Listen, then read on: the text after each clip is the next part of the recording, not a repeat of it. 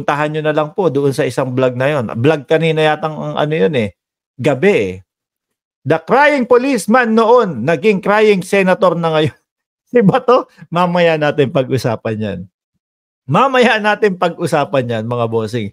Sabi ni Ma'am Cora, watching. Oh. Tapos, Smasher, hello po, new subscriber. Salamat, sir. Paano na ito? Eh, parang narinig ko kay Vic Rodriguez, meron pa yatang ano, kung hindi ako nagkakamali, may kasunod, Mautog Trans. I-correct nyo na lang ho ako, mga bossing chief amo, sir. Kung mali ho yung bansang narinig, yung nabanggit ko. Pero meron pang susunod do, overseas naman daw. Eh tapos biglang lalaki pa yata. Mukhang may malaking bansa pang pupuntahan no, mga kababayan. Tess Florendo, Sir Mark, saan ba nakabili ng Chedeng Mong baseball hat at iba't ibang kulay? Ang gaganda. Meron akong ino-orderan ho kasi ito, mga kababayan. Mismong site ng Formula 1. Tingnan nyo po yung site ng Formula 1. No? Tapos Lewis Hamilton hat. Yan po, mga kababayan. Doon ako umu-order. Tapos isi-ship dito. Birhel Valencia, Jenny Baladjay. Shout out sa inyo. May bagong Pilipinas Independence Concert po sa 12 sa Kirin. Naku po! Iyak na! Iyak na! Iyak na! Mag-iiyakan na po yung mga DDS niyan. Wag naman sa... Sure, dudumugin na naman po. Sasabihin niya mga yan. Eh paano? Paano hindi dudumugin yan? Eh may mga celebrity. Eh gusto naman po kasi ng ating gobyerno makapagbigay saya, makapagbigay aliw ho. Mga kababayan. Hindi yung maglalagay ng rally kahit wala na hong napupunta, wala nang nakikinig. Puro negatibo pa din ang sisigaw nila doon. Sabi ni Ed Harry, the evidence are overwhelming. Walang lusot si Duterte at Pancher. Di ba? Bakit po bumabagsak ang ekonomiya ng Pilipinas? Hindi ko naman nakikita yan. Ang daming mga bagong sasakyan. Kapag yung isang individual hindi nakabili ng cellphone, magagalit. Baka ikaw lang yun, kakamaisog mo. Kakasama mo ng maisog. Tapos irereklamo, wala pong 20 pesos na bigas Subukan nyo, imbis na magsi-attend kayo dyan sa maisog na ang naririnig nyo lang puro negatibo, mga kababayan, subukan nyo magtrabaho, wag nyong sayangin yung araw. Sa maisog na yan, inuutulang naman kayo dyan. Diba? Tama yan, pamparelax. Relax naman sa lahat sila. Tingnan nyo 3 seat apart. Yun hong panahon ng pandemic, 1 seat apart. Okay na. Ito, 3 seat apart. 1, 2, 3. Ibang klase 1, 2, 3. Dapat kasi, ang ginawa na lang nitong mga ito, mga kababayan, pinagsama-sama, pinagkumpul-kumpul, tapos wag silang kukuha ng wide shot. Diba? Pag kumuha ng wide shot, ayan ho ang mangyayari, mga kababayan. Lahat ho ng walang upuan, kitang-kita. Huwag niyong sabihin, pa lang to, hindi pa nag-uumpisa. Ayan, nagkakawayan na yung mga tao. At narinig ko din doon sa vlog ni Direk Freddy, mga kababayan, hanggang sa matapos.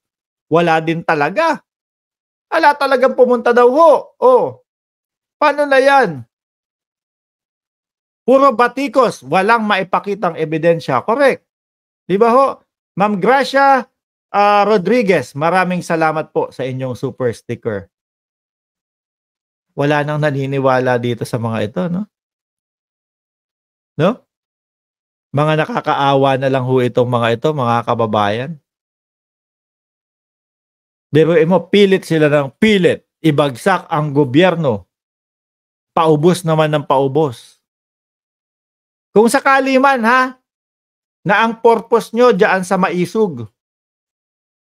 Kung sakali man na ang purpose nyo dyan sa maisog, para sa paghahanda ninyo, sa kandidatura ninyo sa 2025, para maging senador, mali ang technique ninyo o mali ang style ninyo. Dahil yung style na yan, ginamit na dati ni Guanzon yan. No? Kaya napahamak po yung mga ibang senador ng kakamping Oh, mawalang galang po doon sa mga kapatid natin, kaibigan natin ng mga kakamping. Yung paninira na estilo ninyo, hindi nauubra ho yan, mga sir, mga boss, chief, amo, sir. Kasi gising ang taong bayan, hindi naman kagaya dati eh. Hindi kagaya dati na kapag may sinabi kayo dyan, siniraan nyo ng siniraan, walang mag-e-explain sa taong bayan. Ngayon ho, naku, sandamakmak ho ang mga vloggers. Ano po, sandamakmak yung mga nagpapaliwanag. Totoo ba yung sinabi ni yung paninira ni Duterte, totoo ba yun? Ipapaliwanag ng vlogger. Di ho ba? Tapos pag pinaliwanag na ng vlogger, wala na. Isa-isa na ho mawawalan ng mga gana. Sabi ni Wristlight, Sir Mark, kaya nilangaw yung maisog nila sa Japan, wala kasi si Philip Salvador. Oo nga, kung sinama nyo si Philip Salvador dun, baka sakali na maganda ang inyong kalabasan. Naawa to si Maharlika, walang maipakitang picture. No, walang maipakitang video na successful. Pero mo siya pa yung doon, no? Yung pakikinggan. Ako, pasensya na ho mga bossing Wala naman akong pakialam kahit hindi ako i-subscribe nitong mga aanga-anga ng mga to Ano ho? Pero mo yung mga pinapaniwalaan nila, yung mga guest speaker nila, Maharlika.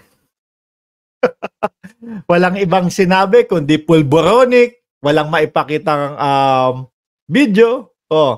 Tek na bids, mapersi lapid ka boss kapag kinontra mo si Digong.